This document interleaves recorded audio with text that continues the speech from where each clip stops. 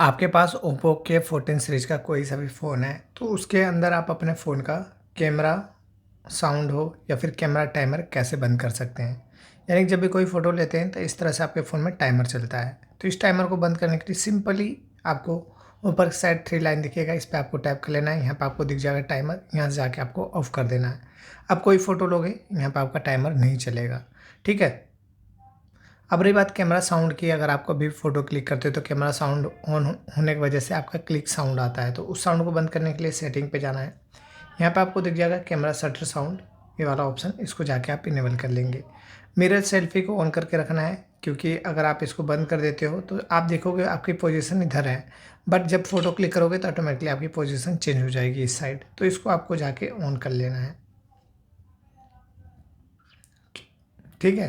तो इस तरह से आप अपना कैमरा साउंड बंद कर सकते हो। बाकी मिरर सेल्फी को ऑन कर लीजिएगा। बाकी ऐड टैग लोकेशन को, इसको भी बंद कर लेंगे। बाकी अगर वीडियो अच्छी लगेगी तो लाइक कमेंट शेयर सब्सक्राइब कीजिएगा। मिलते हैं नेक्स्ट वीडियो में, तब तक के लिए बाय बाय।